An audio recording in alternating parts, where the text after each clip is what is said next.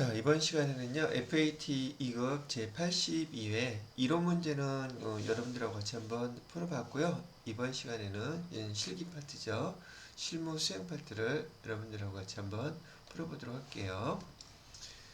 자, 실무 수행 파트, 모던 슈즈라는 회사고요. 그 다음에 신발 도소매업을 운영하는 개인기업이라고 나와 있죠. 일단 요거 체크하고요. 여러분이 그 자격시험 홈페이지에서 다운받았던 제 82회 폴더에 보면은 이렇게 FAT 2급 실행 파일이 있어요.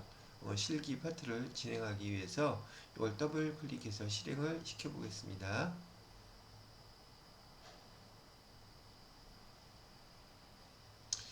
이렇게 나오면 실행 이렇게 누르면 되겠죠. 이해해놓고요. 그 다음에 설치.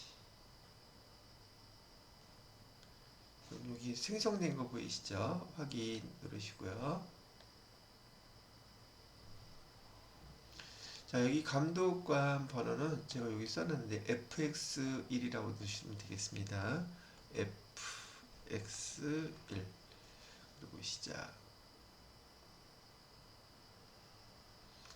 자, 그러면 이렇게 화면이 나오죠? 어디 내려놓고 여기 해당되는 거에다가 하나씩 입력을 해볼게요. 자, 일단 전체 화면 눌러놓고요. 거기가 되게 크긴 하네요.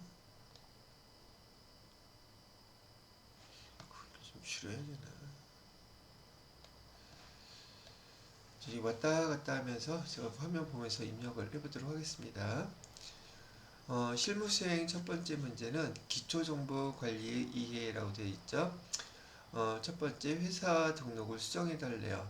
자료 설명을 보니까 모던 슈즈는 회사 등록 메뉴에 국세, 환급금 계좌를 신규 등록하기로 했다라고 되어 있고, 우리가 해야 될 것은 국세 환급금 계좌 등록 수행하시오라고 되어 있죠. 그럼 일단 우리 회사 등록 클릭해 보시고요. 그럼 모든 슈즈에 대한 자료가 쭉 들어가 있죠. 그럼 여기서 국세 환급금 계좌 등록해 달라고 하니까 여기 보시게 되면 국세 환급금 계좌 나와 있는 거 보이시죠? 여기서 여기 은행은 국민은행 서대문이라고 되어 있네요. 여기 눌러서 국민은행 여기 있죠? 그 다음에 지점은 서대문 지점이라고 되어 있으니까 여기다가 서대문 지점 쓰시면 되겠고요. 그 다음에 계좌번호는 국민은행에 요거 되어 있으니까요. 요 그대로 번호 입력해 주시면 돼요. 계좌번호는 352 다시 그 다음에 12345 다시 456 이렇게 입력하시면 되겠죠. 환급은행이 국민은행 여기도 있긴 하네요. 요 그대로 선택해서 등록을 해 놓으셨어도 상관없겠네요. 자, 이렇게 입력해 주시게 되면 첫 번째 그 회사 등록 수정에 대한 문제는 마무리가 된 것이죠.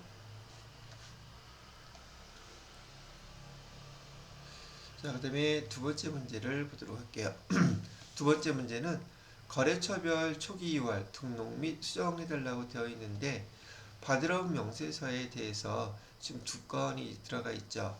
그러면 지금 받으러 온 명세서라고 얘기하는 것은 우리가 거래처로부터 어음을 받았는데 그 어음을 전년도 여기 정기분 그 재무제표에다가 거래처별로 요 내용들을 갖다가 다 등록을 해놔야지 오랜 전 진행되면서 요 받으러 음에 대한 등등 해당되는 사항들을 똑같이 이어서 거래를 진행할 수가 있어요. 자, 일단 요 문제를 보시게 되면은 전체 메뉴에서요. 여기 거래처별 초기월이라고 되어 있죠. 그래서 여기 받으러움을 클릭하시게 되면 지금 BBS 여기 한 건밖에 없어요. 그죠? BBS 한 건. 얘를 눌러보시게 되면은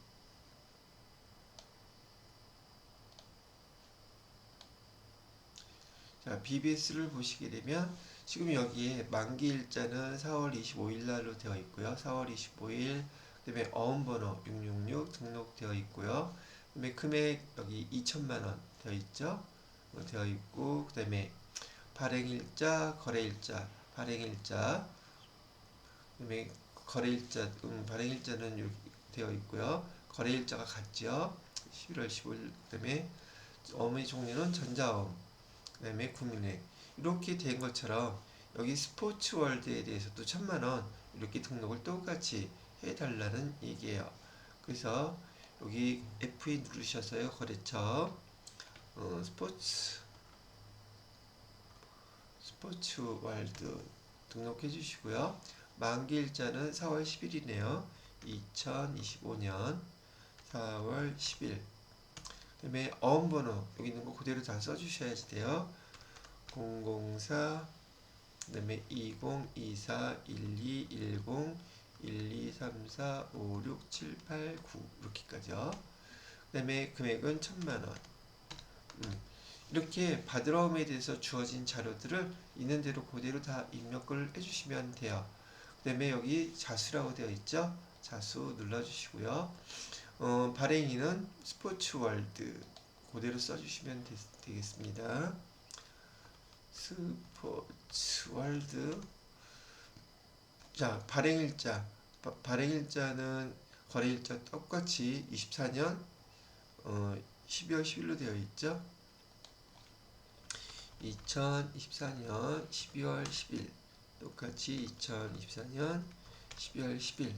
어음의 종류는 전자어음, 지급기간은 지금 국민은행 강남지점으로 되어 있네요.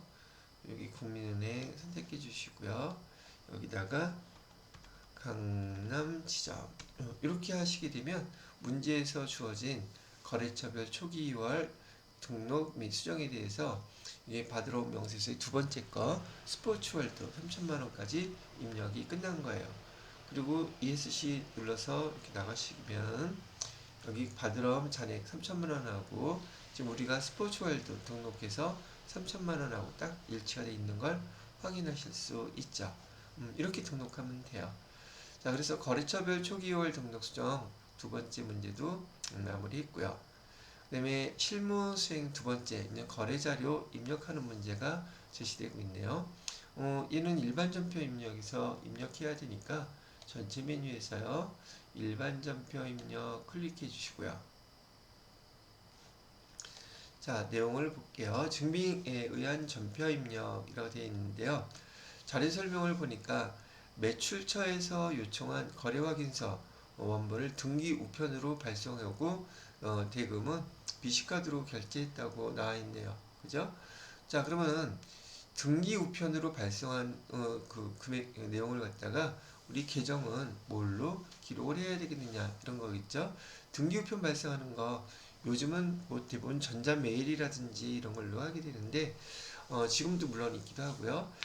우표라든지 우편으로 보내게 되면 일종의 이건 통신비에 해당되는 거죠. 통신비라고 계정을 써야 되는 걸 아는지 물어본 문제라고 보시면 되겠습니다. 날짜를 보니까 1월 12일 날짜로 되어 있죠. 1월 12일 날짜로 해서 이 금액, 총 요금에 대한 거 있죠. 차변에다가는 3,860원 통신비로 등록해 주시면 되겠고요. 대변에다가는 신용카드로 결제했으니까 미지급금 해갖고서는 거래처는 BC카드로 등록해 주시면 돼요. 그럼 날짜를 보시면은 날짜는 1월 12일 날짜. 차변에는 통신비라고 되어 있죠. 통신비 조회를 해보니까 800번대로 하셔야 돼요. 여러분은 800번대. 금액은 3,860원이었고요. 대변에다가는 미지급금 거래처는 BC카드였죠. BC카드로 이렇게 등록해서 금액은 3,860원. 예, 이렇게 입력하시게 되면 여기 증빙서류에 의한 전표 입력 첫 번째 문제에 대한 거래자료 입력하시오. 여기에 해당되는 것을 마무리한 게 된 거예요. 되셨나요? 자, 그 다음에 두 번째 문제는 전자어음 수취거래라고 나와 있네요. 지급기일 나와 있고 발행일이겠네요. 2월 20일 거래 여기 나와 있죠. 바른 스틸주의 상품 안전하래요. 여기 중요한 건 상품이라고 쓴 게 중요한 거예요. 상품 외상 판매 대금을 전자어음으로 수취했다라고 되어 있어요. 그러면 상품의 외상 대금이라고 얘기하면 우리 외상 매출금이 없겠죠. 그래서 외상 매출금을 다시 어음으로 받은 거래를 얘기하는 거예요. 그래서 지금 여기 차변에다가는 날짜는 2월 20일 날짜를 해주시고요. 2월 20일 차변에다가는 지금 우리가 받은 거죠. 뭘 받았어요? 상품에 대한 그 외상 매출금, 그 외상 매출금에 대한 어음을 받은 거예요. 그래서 여기다가는 받을 어음 써주셔야 되고, 거래처는 어딜 써주셔야 돼요? 바른 스틸이라고 되어 있었죠. 이거 매출 채권이니까요. 바른 바른 스틸 이걸 써주시고요. 금액은 1,000,000원. 대변에다가는 외상매출금을 지금 여기서 외상매출금 대신에 어음으로 받은 케이스예요. 그 다음에 거래처는 똑같이 바른 스틸 써주시고 대변에 1,000,000원 이렇게 써주시면 첫 번째 거래자료 입력하시오. 지금 전자어음을 받은 거에 대한 거래자료는 입력이 됐어요. 그 다음에 우리가 지금 어음을 받았기 때문에 우리 정기분 그 거래 그 뭐죠? 거래처별 그 자료 입력했을 때처럼 이 전자어음을 처음 받았기 때문에 우리는 이 전자어음에 대한 정보들을 이 내용들을 어음에다가 다 기록을 해 놓아야 된단 말이죠. 그 받을어음 또는 지급어음이 있는 그 항목이 자금 관련 정보 입력해서 받을어음 현황이라고 되어 있잖아요. 지금 이건 받을어음이기 때문에 받을어음 현황에 이런 내용들을 싹 다 입력을 해 주셔야 돼요. 입력하는 방법은 여기 받을어음을 클릭하시고요. 그 다음에 F3을 누르시게 되면 여기 받을어음 관리 현황, 어음 현황이 이렇게 뜨게 돼 있어요. 그럼 처음 어음을 받았기 때문에 얘는 전 우리가 보관을 하고 있을 거니까 어음 상태는 자동으로 보관으로 표시가 되어 있단 말이죠. 그 다음에 여기 어음의 종류는 전자어음이잖아요. 그래서 전자어음이니까 여기 클릭해 보시게 되면 어음의 종류 요 밑에 좀 크게 돼 있어서 안 보이시나요?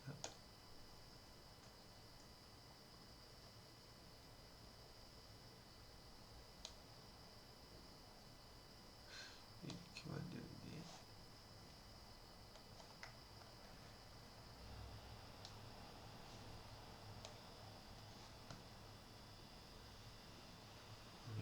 작아졌죠?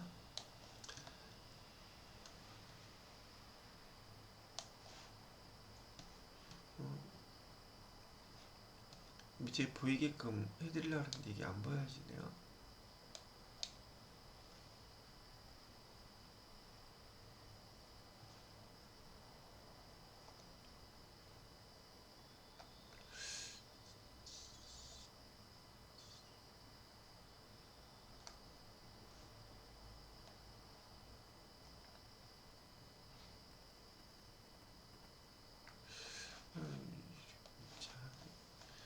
자, 자,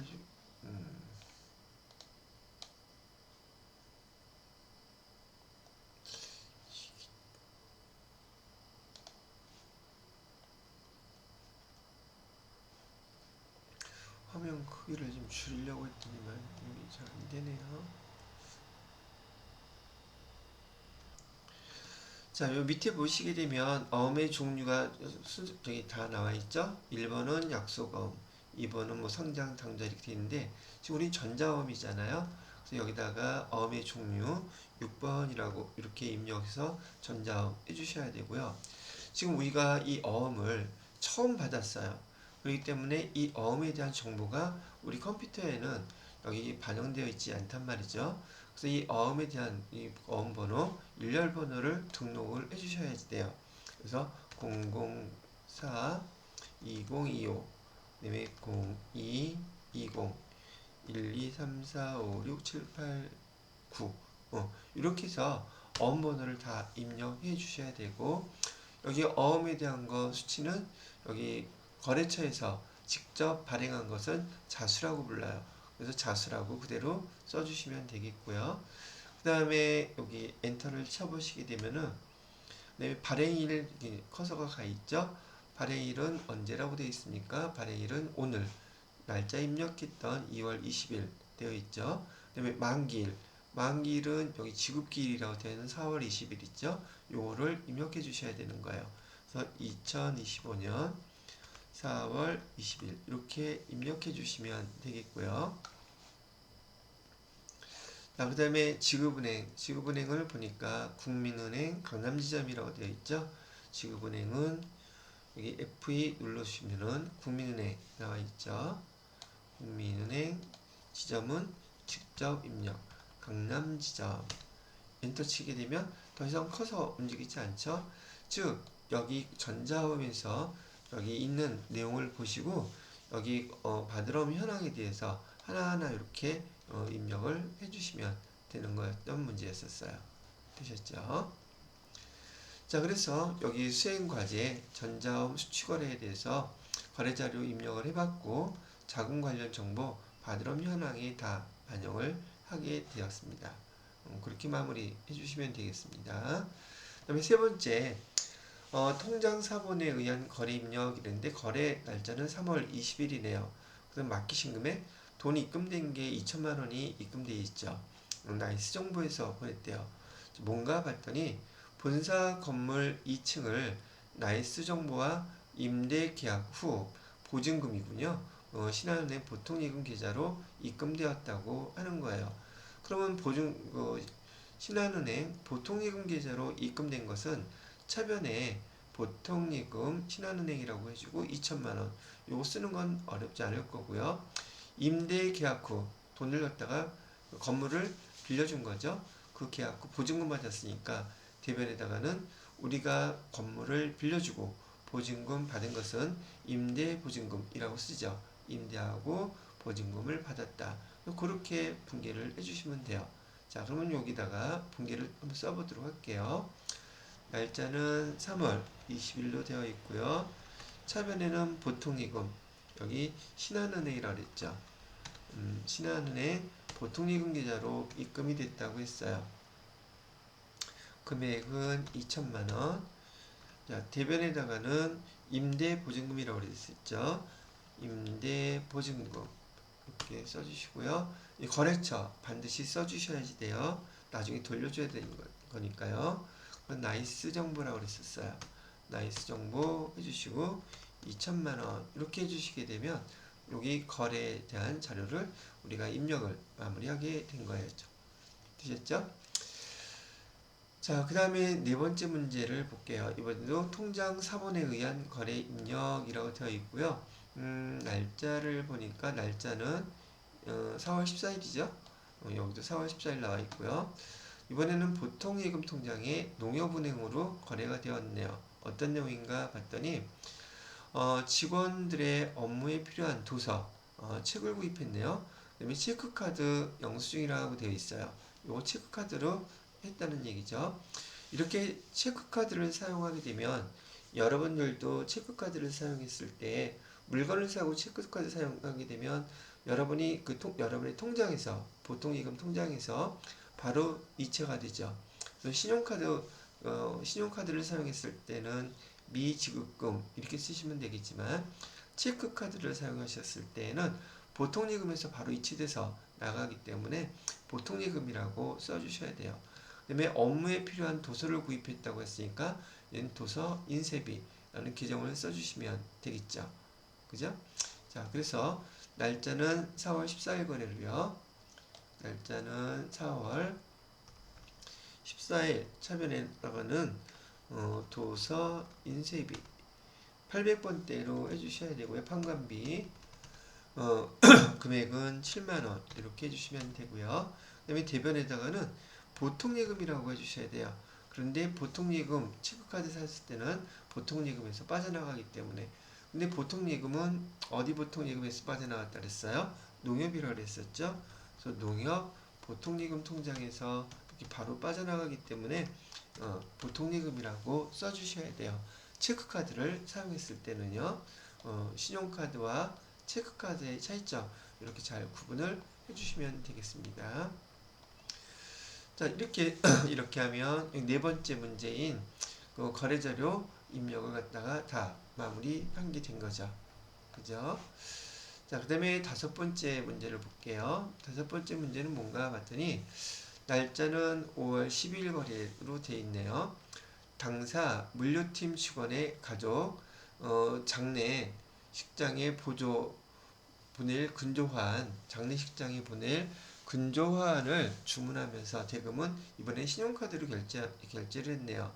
근데 이거는 우리 직원에 대한 장례식장에 보낼 근조화한이라고 되어 있잖아요. 그럼 우리 직원한테 보내는 건 복리후생비로 처리해야 되겠죠. 그래서 날짜를 보시게 되면 5월 12일 날짜로요. 5월 12일 날짜로 차변에다가는 복리후생비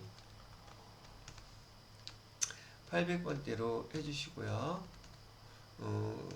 금액은 89,000원. 그 다음에 대변에다가는 신용카드로 결제했기 때문에 미지급금이 될 것이고요. 카드사는 삼성카드로 했다고 그랬었죠. 그래서 삼성카드 이렇게 밑으로 해주시게 되면 됐고요. 금액은 89,000원. 이렇게 회계 처리를 거래 자료를 입력해 주시면 되는 문제였었어요. 되셨죠?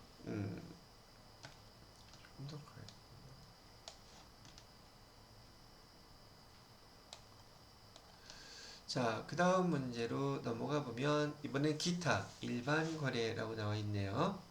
기타 일반 거래에 대해서 내용을 보니까 고용보험료 납부한 거네요. 그죠? 5월달 거 금액은 13만원 6월 10일까지로 되어 있고요.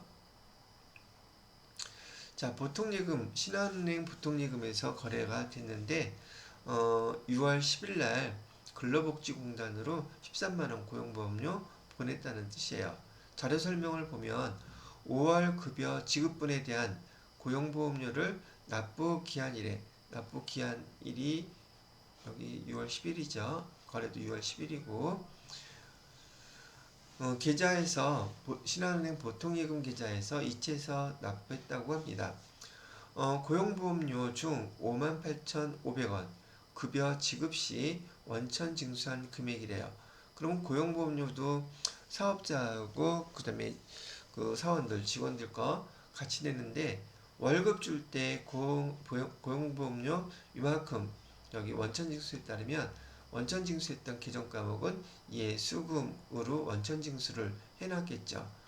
그리고 여기는 71,500원은 회사 부담분이라고 되어 있고 회사 부담분은 복리후생비로 처리해달라고 하고 있어요.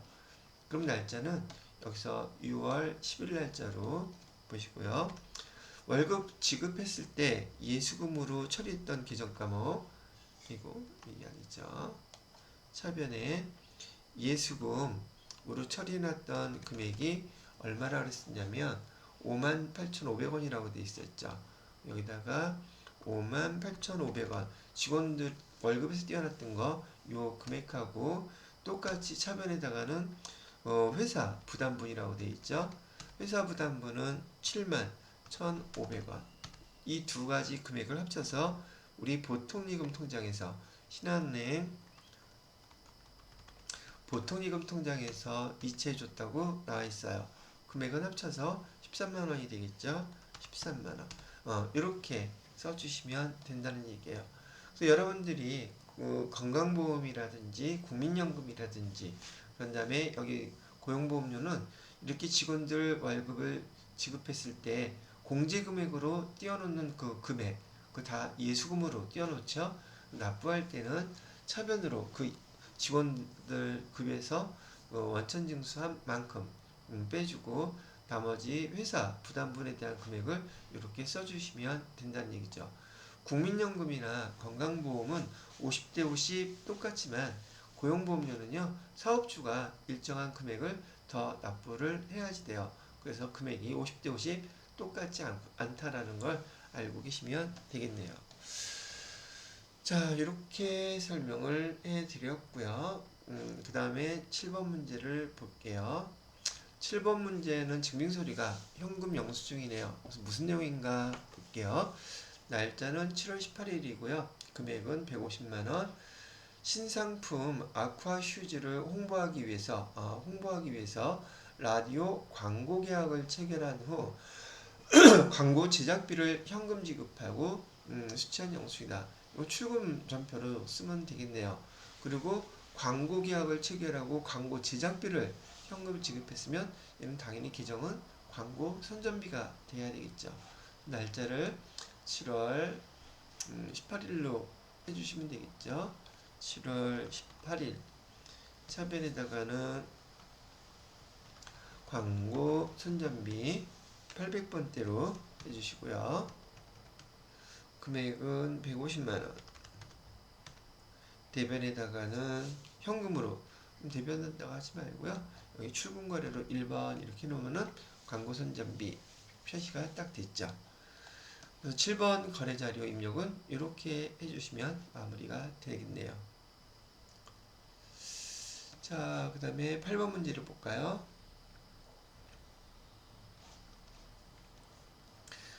날짜는 8월 15일이고요. 맡기신 금액 12만원. 무슨 내용인가? 하나은행 보통예금 계좌에 내역을 알 수 없는 12만원이 입금됐대요. 그럼 일단 보통예금 통장에 12만원 입금됐으니까 차변에 보통예금 거래처는 하나은행 써주시고 12만원. 그리고 이렇게 내역을 알 수 없는 돈이 통장에 입금이 됐다 그러면 이런 경우는 가수금이라고 쓰기로 우리 배웠죠. 가수금이라고 써주시면 돼요. 그래서 날짜는 8월 15일로 해주시고요. 8월 15일 차변에다가는 보통예금은 하나은행이었었죠. 하나은행 보통예금으로 해주시고요. 12만원 이렇게 써주면 돼요. 그 다음에 대변에다가는 우리가 내역을 할 수 없는 돈이 입금됐을 때는 가수금 쓰기로 했어요. 그 다음에 거래처도 반드시 써주셔야 돼요. 거래처는 누구였느냐 하면은 박효진이라고 되어 있죠. 박효진. 근데 보니까 박효진이 없어요. 이렇게 없을 때는 그냥 할 수 없이 넘어가는 거죠. 근데 만약에 있다면 그 금액을 써주셔야 되고요. 여기 12만원 이렇게 입력해 주시면 된다는 얘기죠. 되셨지요? 됐고요. 그 다음에 실무수행 세 번째 문제를 보니까 전표 수정 문제네요. 입력자료 수정을 해달래요. 자료 설명은 6월 30일에 입력된 거래는 매출처 할인팩에서 차입한 차입금에 대한 이자를 현금으로 지급한 거래요. 매출처에다가 우리가 돈을 빌려서 이자를 지급한 거래인데 어떻게 되었는지 한번 조회를 해보도록 할게요. 6월 30일 거래이고요. 근데 이자를 보낸 건데 여기 접대비라고 기업 업무 추진비라고 되어 있네요. 우리는 뭐라고 써야지 돼요? 여기다가 이자 비용이라고 써야 되겠죠. 그죠? 이자라고 했으니까 이자 비용이라고 해서 931 이자 비용으로 이렇게 수정을 해주시게 되면 수정이 된 것이죠. 거래자료 수정을 한 게 된 거예요. 자, 그 다음에 두 번째 문제는 어떤 자료를 수정한가 봤더니 상품을 매입하면서 중요한 키워드는 여기 상품이라고 했어요. 상품을 매입하면서 당사 부담 택배비에 대한 영수증이다. 매입하면서 택배비가 발생했다고 얘기를 하면은 상품을 매입할 때 부대비용이라고 볼 수 있다는 얘기죠. 그래서 상품에다가 이 택배비를 포함시켜야 되기 때문에 택배비 여기 5,000원, 5,000원도 계정을 쓸 때 운반비나 통신비나 뭐 이런 거 쓰면 안 되고 똑같이 상품이라고 써주셔야 된다는 내용이에요. 그런데 여기 날짜 12월 5일 걸 조회를 해보게 되면 12월 5일 조회를 해보게 되면 여기 지금 운반비라고 되어 있죠. 근데 상품을 매입할 때 이렇게 운반비가 발생하면 걔는 부대비용으로서 계정을 상품 계정으로 그냥 똑같이 써야지 상품 가격에 포함이 돼요. 여기다가 상품이라고 되어 있으면 상품 계정으로 이렇게 써주시고 5,000원은 그대로 다 놔두시면 돼요. 계정을 상품으로 써줘야 된다. 왜? 부대비용이니까. 상품 매입할 때 부대비용은 상품에 포함시킨다고 우리 배우셨죠. 자, 이렇게 설명을 마무리해 드렸고요. 그 다음 결산 실무수행 네 번째 문제는 여기 결산에 관련된 문제네요. 수동결산은 일반전표 입력에다가 12월 31일 날짜로 여기 첫 번째 문제에 대한 계정을 입력해 주셔야지 되고, 자동결산인 경우에는 결산자료 입력에다가 기말상품 재고액을 입력해 주면 마무리가 되는 그런 문제죠. 자, 일단 자료 설명을 보아하니 단기 대여금에 대한 단기 기간 경과분, 올해 기간이 경과한 그 이자가 미수이자가 56만 원이 생겼대요. 그러면 지금 우리가 실제로 돈을 받지는 못했지만 올해 손익계산서에 이자 수익, 우리는 재무회계에서 발생주의로 기록하기 때문에 올해 12월 31일 시점에서 이자가 얼마인지를 우리는 손익계산서에 반드시 반영을 해야 돼요. 그럼 여기 계정을 보게 되면 대변에 이자 수익이라고 써줘야 된다는 얘기가 되겠죠. 그래서 여기 대변에다가 이자 수익 이렇게 써주시고요. 금액은 56만원 이렇게 해주시면 돼요. 그러면 실제로 받지는 못했지만 우리가 받을 이자 수익 56만원이 발생을 했고, 처변에는 뭐라고 써주면 되냐고 물어보신다면, 처변에는 지금 얘 돈 못 받았잖아요. 그러면 우리 미수금이라고 써야 되는데, 결산 때에는 지금 이 수익인 이자 수익을 못 받았기 때문에 결산 회계 담당자들이 결산 때 사용하는 계정 미수금에다가 미수금 플러스 수익, 요거를 갖다가 우리는 뭐라고 쓰기로 배웠냐면 미수 수익이라고 이렇게 쓰기로 배웠단 말이죠. 그래서 미수 수익은 수익 계정이 아니라 얘는 우리한테 이런 수익인 것을 아직 못 받은 돈이에요, 이런 뜻이기 때문에 미수 수익도 자산 계정이에요. 여러분들이 많이 틀리는 또는 오해하는 계정 중에 하나라는 얘기죠. 그래서 여기 금액을 56만원 이렇게 써주시면 첫 번째 문제는 끝나게 된다는 얘기죠. 그리고 이런 문제는 여러분들이 계속 반복적으로 시험 문제에서 많이 이제 앞으로 FAT 1급이라든지 TAT 2급 또 실무 업무에서 많이 접하시게 될 텐데, 참고로 여기 미지급 비용이라는 계정도 배웠죠. 이 미지급 비용이라는 계정은요, 미지급금 플러스 비용 계정이에요. 그래서 여기 미지급 비용 계정도 얘는 부채 계정이고요. 이렇게 미자가 들어간 계정들은 거래 내용을 읽어보시게 되면 실제로 돈을 주거나 받거나 하지 않은 후불 개념이란 말이죠. 그래서 이 후불 개념인 계정은 우리가 회계 용어에서는 손익의 예상이라고 우리가 회계 용어로 써요. 손익의 예상에 해당되는 그런 계정 후불 개념이고, 미수 수익과 미지급 비용 두 가지가 있다. 선자 들어간 계정 쓰시면 안 돼요. 그래서 요 손익이 예상이라는 요 내용이 교재에서는 손익, 수익이나 비용의 발생이라는 용어로도 사용해요. 이게 지금 예전에 우리 회계 용어로 사용했던 이런 내용들이거든요. 참고로 선자 들어간 계정이 있죠. 선급 비용은 선급금 플러스 비용의 뜻이고, 얘는 우리한테 비용인 것을 송급 미리 주었다 이렇게 얘기를 하는 것이고요. 얘는 계정이 선불 개념이에요. 돈을 미리 주거나 받았는데 얘가 올해 발생한 비용으로 또 내년 것까지 발생한 것을 미리 다 준 경우에 해당되고, 대표적인 계정이 보험료예요. 이런 계정을 우리는 뭐라고 부르냐면 손익의 이연이라고 불러요. 손익의 이연이라는 말뜻은 올해 비용과 내년 비용을 구분해서 12월 31일 회계 담당자들이 회계 처리를 해줘야 된다는 것을 의미하는 거예요. 그 다음에 여기에 해당되는 것이 이렇게 되어 있고요. 그 다음에 선급비용 말고 선수 수익 계정도 있어요. 선수 수익 계정은 선수금 플러스 수익 계정으로서 얘도 마찬가지 선불이 되겠죠. 얘는 대부분 선수수익 같은 경우는 우리가 먼저 받는, 똑같이 써놓을까요? 선불. 그 다음에 여기는 뭐 임대료 같은 게 있어요. 임대료 1년치 미리 다 받을 수 있잖아요. 그죠? 그래서 얘는 이렇게 쓰고요. 손익의 이연에 해당되는 계정 과목은 선급비용, 선수수익이 있고요. 얘는 이런 뜻이므로 선급비용도 선급금처럼 자산 계정이고요.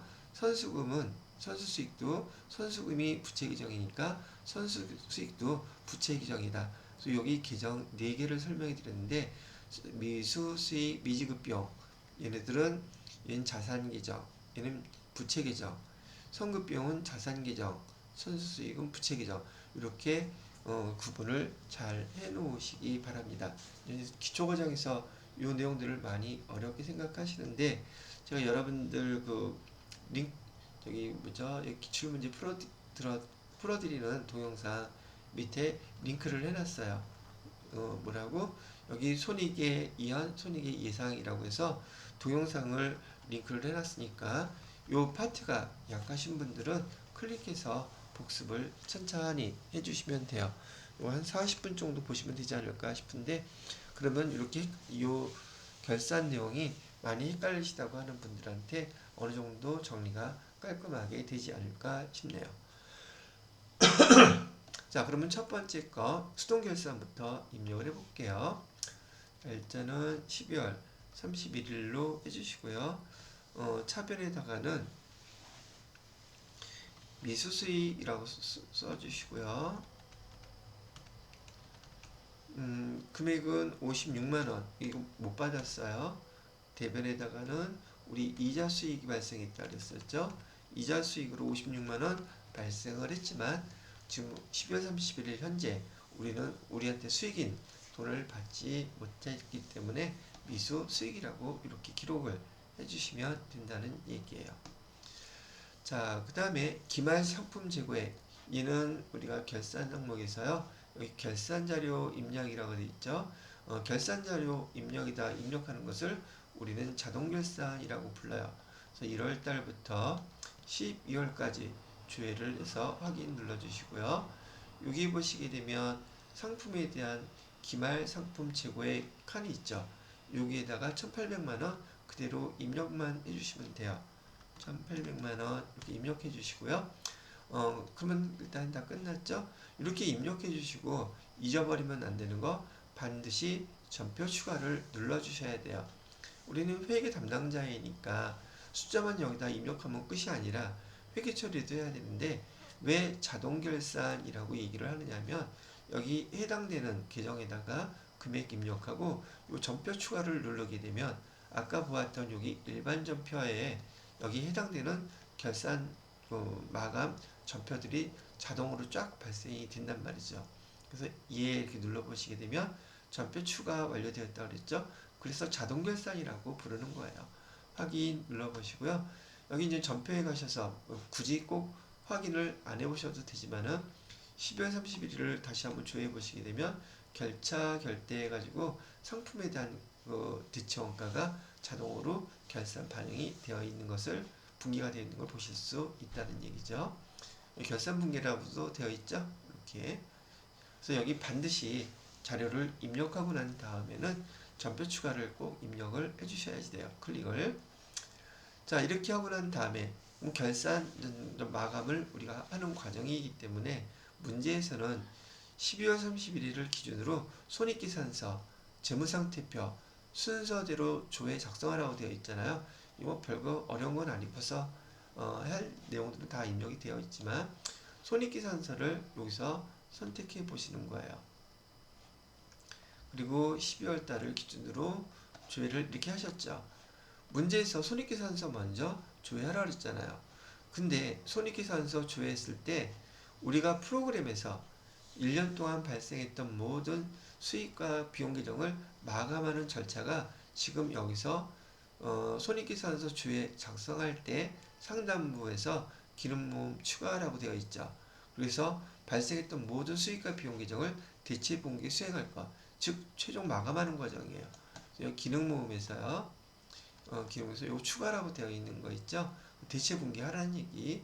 요거를 반드시 또 이렇게 해주셔야지 손익계산서에 있는 수익과 비용 계정에 대해서 다 대체 분기 마감을 시키고 재무제표가 마무리가 되는 거예요. 여기 전표 추가되었습니다 라고 나오죠. 일반 전표에 가서 또 다시 한번 조회를 해보시게 되면은 수익과 비용 계정들 결차, 결대, 차변, 대변에서 손익 계정이 대체 쭉 나타나는 거 보이시죠? 이게 자동 결산하고 여기 장부를 마감하는 과정이에요.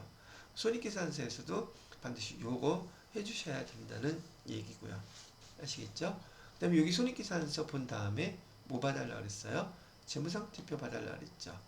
재무상태표도 12월로 이렇게 조회를 해주시고 조회만 하면 마무리되는 문제예요. 자, 그러면은 실무수행 네 번째 결산에서 수행과제 1번, 그 다음에 2번 순서대로 다 마무리를 하게 된 거라는 얘기죠. 되셨죠? 자, 이제 여기서 보시게 되면 실무수행평가 우리가 입력했던 자료에 대해서 조회를 해서 질문하는 평가 문제에 대한 답을 하나씩 해봐 주셔야 된다는 얘기죠. 자, 이거를 갖다 하나씩 해보도록 할게요. 자, 11번 문제부터 하나씩 보도록 할게요. 평가 문제 회사 등록 조회를 하라고 되어 있죠. 모든 휴즈의 회사 기본 정보와 관련된 내용으로 옳지 않은 것 찾아보라고 되어 있네요. 여기 회사 등록 아까 해놨던 거 있었죠? 이거 화면은 이렇게 놓고 보도록 할게요. 대표자명은 장혜란이다. 대표자명 장혜란 맞고요. 사업장 전화번호는 2470-1060 회사 전화번호 여기 있죠. 사업장 전화번호 2470-1060 이것도 맞네요. 자, 관할 세무서는 강북세무서이다. 관할 세무서, 사업장 세무서 있죠. 서대문 세무서, 강북이 아니라 서대문이라고 해야 되는데 여기 3번이 여기 틀렸죠. 그래서 옳지 않은 것은 세 번째에 된다는 내용이고요. 국세환급금은 국민은행 서대문이죠. 국민은행 서대문이죠. 되어 있죠. 이렇게 하나씩 맞춰서 찾아보시면 되는 문제였었고요. 자, 그 다음에 두 번째 문제를 보도록 할게요. 두 번째 문제는 여기 얘도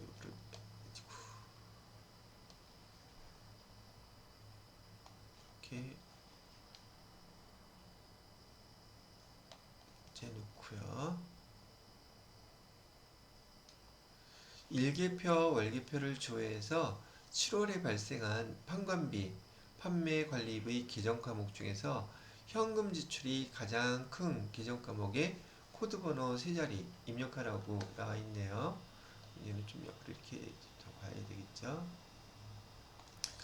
자, 그래서 회사 등록은 문제 풀었으니까 고요. 여기 일개표, 월개표를 클릭합니다. 그리고 날짜를 7월 1일부터 7월 30일까지 입력해도 되는데 이렇게 월 단위일 경우에는 월개표를 이용해서 그냥 여기 7월달 이렇게 조회를 하시는 게 더 간편하겠죠. 자, 그 다음에 밑으로 쭉 내리셔서 여기 판관비 여기 있죠. 이 계정 중에서 발생한 현금 지출액이 가장 큰 거. 현금 지출액 여기는 여기 일개표 월개표에서는 우리가 배웠던 현금 계정 차변했으면은 증가하고 대변했으면 감소인데 이 일개표 월개표에서만 우리가 요거를 반대로 봐야 돼요. 그래서 여기 일개표 월개표에서 차변의 현금은 계정 과목별로 지출한 현금 금액을 나타내는 것이고 여기 대변의 현금 계정 과목은 입금된 거 수입으로 보셔야 된다는 얘기죠. 그래서 여기 내용들을 보시게 되면 복리후생비부터 광고선전비까지 제일 큰 금액은 여기 광고선전비네요. 그죠? 현금 지출된 금액. 이 금액은 150만원. 제일 크죠? 그 다음에 여기 이제 코드 번호를 좀 써달라고, 세 자리 코드 번호를 써달라고 했는데 그 코드 번호는 일반 전표입력에서 계정 조회할 것이 아니라 계정 과목 조회하는 게 아니라 여기 계정 과목 코드북이라고 되어 있죠. 이거를 누르시게 되면 광고 선전비의 계정 과목 코드 번호가 이렇게 나타나요. 833이라고 되어 있죠. 그럼 여기 해당되는 답은 833 이렇게 입력해 주시면 된다는 얘기예요.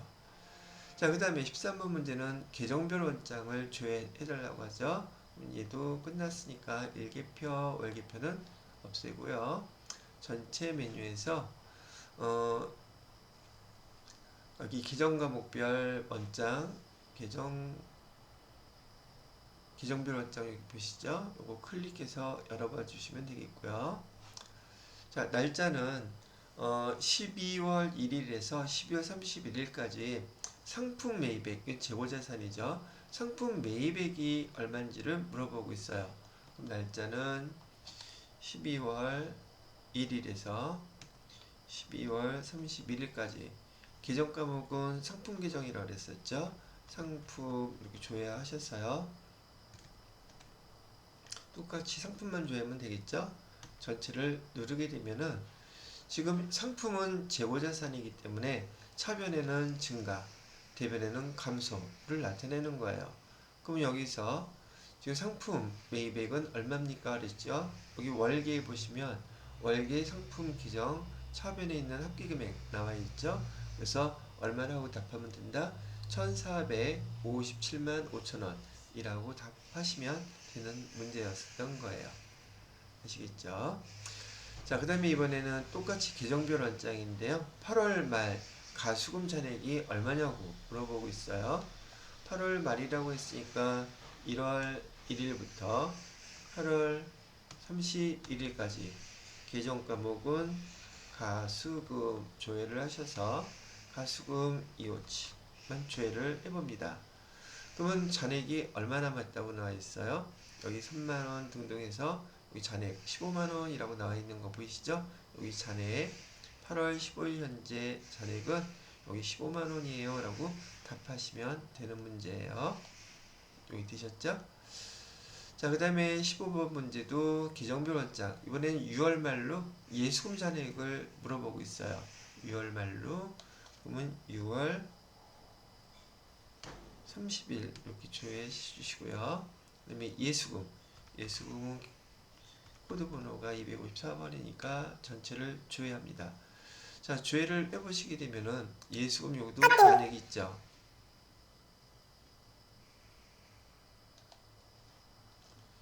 예수금 잔액을 쭉 밑에 보시게 되면 여기 금액에 얼마라고 되어 있어요? 물어봤어. 6월 말 예수금 잔액으로 6월 말 쭉 내려가셨어요. 여기 잔액 나와 있는 금액 371만 1,500원 이렇게 돼 있죠. 여기 해당되는 거 1번이네요. 그죠? 1번을 선택해 주시면 되는 거였었어요.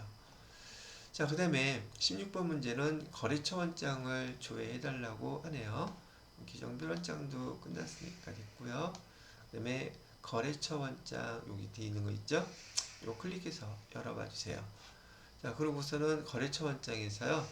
12월 말 거래처별로 미지급금 잔액이 오른 것은 물어보고 있어요. 12월 말이라고 했으니까 1월 1일부터 12월 31일 그다음에 미지급금 기정만 조회하면 되겠죠?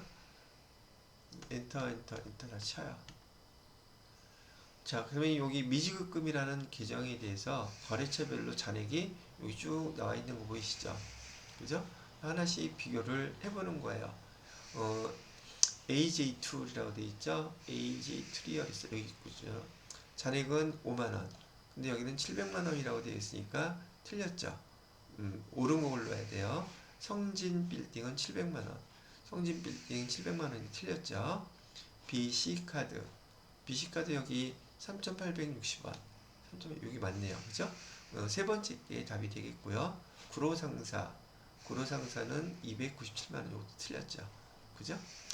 자, 이번에는 12월 말로 보통예금 하나은행 잔액이 얼마예요? 계정 과목을 여기서 12월 30일은 똑같으니까요. 계정 과목을 보통예금으로 해서 다 조회를 해봅니다. 그리고 또 잔액을 찾아보면 되겠죠. 보통예금에서 하나은행 어디 있어요? 여기 있죠. 하나은행의 잔액은 9,050만 9천원이라고 쓰면 되겠죠? 9,050만 9천원. 그죠? 요거 써주시면 되는 거예요. 자, 그 다음에 이번에는 12월 말로 해서 미지급금 삼성카드 거 물어보고 있죠. 여기 삼성카드 계정을 여기 미지급금으로 해주셔야 돼요. 미지급금 계정 코드 번호가 253번이니까 다 엔터 쳐요. 자, 그렇게 해놓고서는 삼성카드가 어디 있나요? 여기 있죠. 금액은 얼마? 658만 7,200원. 이 숫자 그대로 써주시면 되는 거예요. 되셨죠? 자, 19번 문제는 현금 출납장을 조회해달래요. 현금 출납장. 거래처 원장도 닫고, 이번에는 전체 메뉴에서 여기 현금 출납장 클릭을 해서 열어봅니다. 현금 출납장 7월 중이라고 했으니까요. 7월 중, 7월 1일부터 7월 31일 이렇게 조회를 해주시고요. 출금 한 달 동안에 출금된 게 월 합계 금액이 얼마냐고 물어보고 있어요. 그럼 여기 출금이라고 되어 있죠. 그리고 맨 밑으로 내려가 보시게 되면 월계라고 되어 있는 합계 금액 있죠. 7월달 한 달 월계 합계 금액은 983만 6,500원. 요거 답해 주시면 되는 문제예요. 되셨나요?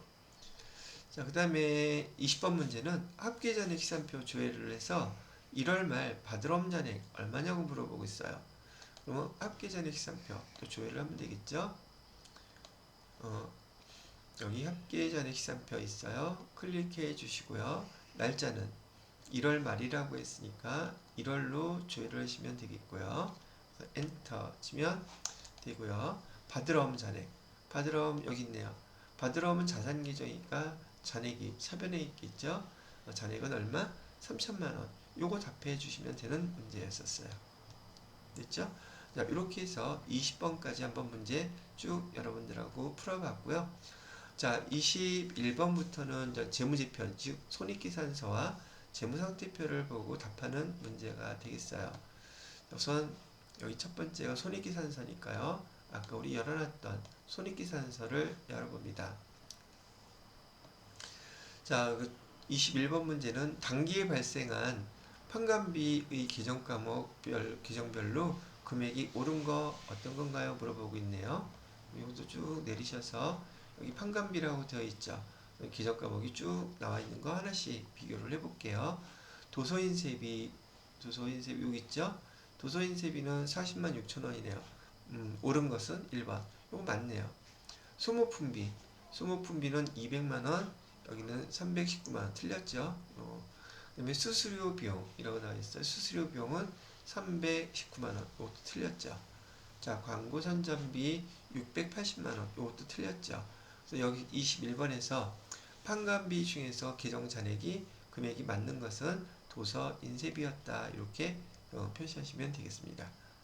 그 다음에 22번 문제는 손익계산서 조회를 하는데 당기에 발생한 상품 매출원가 금액이 얼마냐요? 그럼 여기 쭉 올라가셔서 상품 매출원가라고 여기 써있죠. 요 금액이에요. 얼마입니까? 2억 2,772만원 이라고 답하시면 되는 문제 되셨나요? 자, 그 다음에 이번에는 당기에 발생한 이자 비용 금액이 얼마냐요? 이자 비용은 영업외 비용이니까 영업외 비용, 여기서 이자 비용 나와 있죠? 136만 1,000원이라고 답하시면 되겠네요. 그죠? 자, 그 다음에 이번엔 통신비 얼마냐요? 통신비가 위로 올라가야겠죠? 통신비 금액은 162만 8,970원. 요거 답하시면 되는 거예요. 자, 그 다음에 25번 문제는 영업외 수익금액 얼마냐고 물어보고 있죠. 그럼 여기 쭉 내려가셔서 영업외 수익이라고 되어 있는 거 보이시나요? 그래서 876만원. 요거 답하시면 되는 문제고요. 그죠? 자, 그 다음에 26번부터는 재무상태표에서 조회를 해야 되는 문제네요. 그럼 재무상태표 아까 열어놨던 거 보시고요.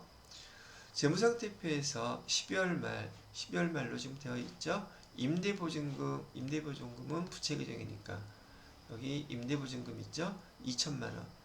2천만 원 답해주시면 되는 문제예요.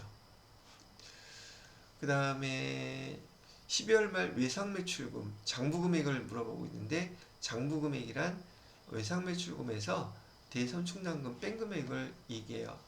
여기 외상매출금 있죠. 외상매출금에서 여기 대손충당금 뺀 금액은 장부금액은 얘거든요. 그래서 이 금액이 얼마냐고 물어본 거예요. 그래서 1억 9,462만 1,000원이라고 답하시면 되는 문제란 얘기죠. 됐죠? 자, 그 다음에 재무상태표에서 12월 말 자본금이 얼마냐고 물어보고 있어요. 그럼 재무상태표 맨 밑으로 내려가셔서 여기 자본금이라고 써있는 거 있죠. 이 금액이에요.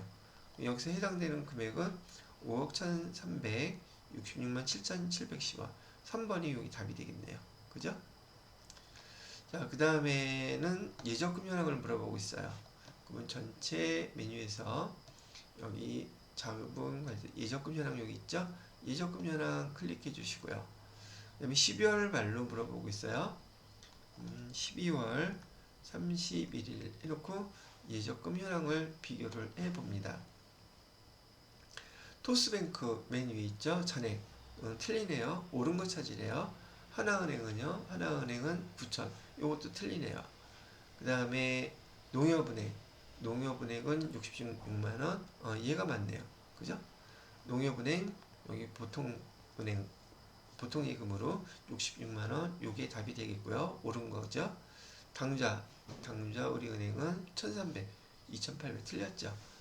그래서 29번에 해당되는 답은 3번이 되겠습니다. 자, 그 다음에 30번 문제는 바드럼 현황 주회를 해달래요. 바드럼 현황. 예적금 현황도 끝났으니까 답고요. 자, 여기 보시게 되면 바로 밑에 바드럼 현황이라고 되어 있죠.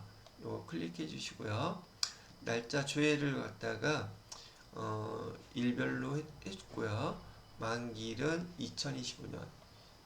만기일로 2025년 1월 1일부터 4월 30일까지만 해달라고 하네요. 2025년 4월 30일. 거래처는 없으니까요. 그냥 엔터 칠게요. 그리고 물어본 문제는 뭘 물어봤냐면 받으러온 보유금액 합계액이 얼마입니까? 라고 되어 있죠. 여기 지금 보유금액이라고 써있는 거 보이시죠? 여기 보유금액 합계액은 얼마? 4천만 원이라고 답하시면 되겠네요. 되셨나요? 됐어요. 자, 이렇게 해서 평가 문제 30번 문제까지 풀어봤고요. 다음 평가 문제는 회계 정보 분석 문제예요. 요 문제는 여러분이 절대 틀리면 안 되는 문제고요. 재무상태표와 손익계산서에서 여기 나와 있는 당좌자산의 금액이 어떤 금액인지, 유동부채 금액은 어떤 금액인지 요거만 찾으실 줄 알면 돼요. 요거를 찾고 그 다음에 밑에도 마찬가지로 손익계산서에서 영업이익은 어떤 금액이고 매출액은 어떤 금액인지 요거만 찾으시면 된다는 얘기죠. 그리고 계산기만 누르면 그 금액을 여러분이 알 수가 있어요. 근데 주의하셔야 될 거는 단기 게 아니라 전기말 재무제표를 여러분이 보셔야 된다는 얘기예요. 전기말 걸로.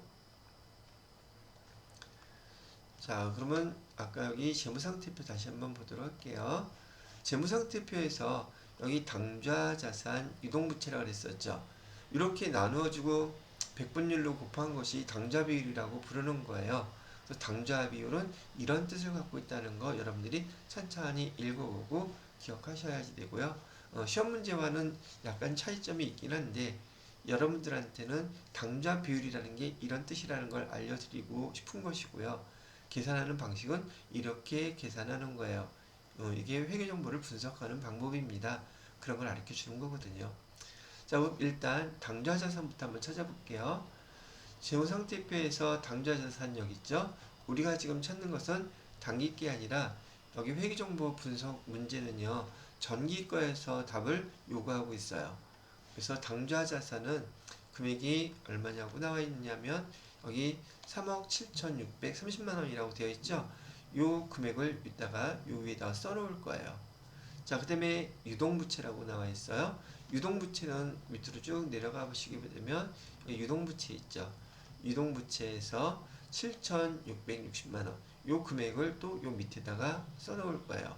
자, 그러면 제가 찾았던 그 숫자를 갖다가 여기다 한번 써보도록 할게요.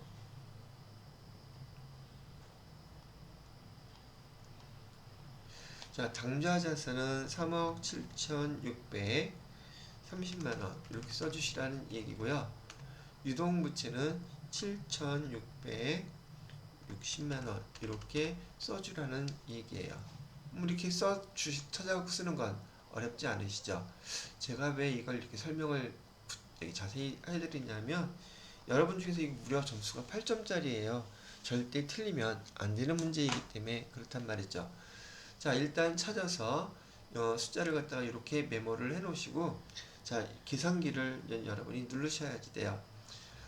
여기는 분모고 여기 분자인데 분자의 숫자부터 입력을 여기 계산기로 눌러보세요.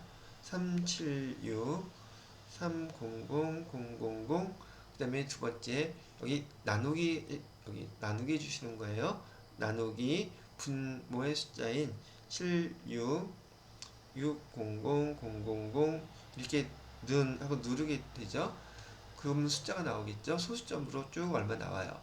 그 다음에 곱하기 100이라고 했잖아요. 그 다음에 곱하기 100 누르시게 되면 뭐라고 나오게 되냐면 491.25326 이렇게 나오거든요. 그럼 계산 다 끝난 거예요. 그리고 여기에서 문제에서는 소수점 이하는 다 버리라 그랬죠. 그럼 요거는 없다고 본다는 뜻이에요. 그럼 앞에 남는 숫자, 소수점 앞에 있는 거 491이죠. 그래서 당좌 비율은 491%입니다. 요게 답이 된다는 얘기예요. 이거하고 똑같은 방법으로 밑에 손익계산서에서의 영업이익률도 똑같은 방법으로 입력을 하시면 돼요. 그리고 계산기만 누르시면 된다는 얘기죠. 손익계산서에서요, 영업이익 찾아보세요.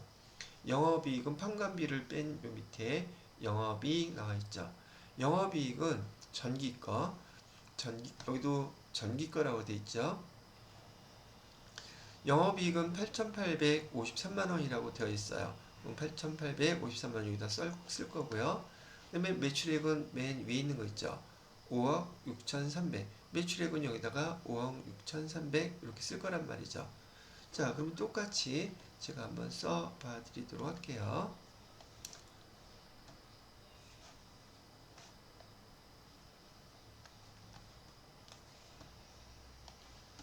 자, 여기에 영업이익은 8,853만원 이렇게 써주시면 되고요. 매출액은 5억 6,300만원 이렇게 써주라는 얘기예요. 자, 여러분들도 계산기 한 번만 눌러보세요. 분자의 숫자인 8,853만원 나누기라 그랬죠. 그 다음에 나누기 분자 분모 5억 6,300 는 누르게 되면 0.15 이렇게 나오죠. 그런 다음에 계산기에다가 곱하기 100 이렇게 해주시게 되면은 숫자가 얼마가 나오느냐면 15.724689117 이렇게 나오거든요. 근데 여기 소수점 이하 버리라고 그랬었죠. 소수점 이하를 다 버리게 되면은 남는 것은 15만 남죠. 그래서 영업이익률은 15가 된다는 뜻이에요. 이런 식으로 여러분이 여기 재무제표에서 즉 재무상태표와 손익계산서에서 해당되는 이런 내용들을 금액을 찾아가지고 여기다 써놓은 다음에 계산기만 누르면 답은 아주 쉽게 계산할 수 있어요. 계산기 누르는 방법도 제가 설명을 해드렸죠. 제가 왜 이렇게 자세히 설명해 드리냐면 여러분들 중에 이게 다 초등학교 때 배운 내용들인데요. 분자, 분모, 백분율 배운 건데 또 이것도 어렵게 생각하고 계산기만 있으면 누르면 되는 건데 이걸 또 틀리는 분들이 계셔서 제가 자세히 한번 설명을 해 드립니다. 절대 틀리지 않도록 하시기 바라죠. 이렇게 해서 82회 여러분들하고 실무, 수행 문제 같이 한번 풀어보았네요. 다음 시간에는 83회 거 풀어드리도록 할게요.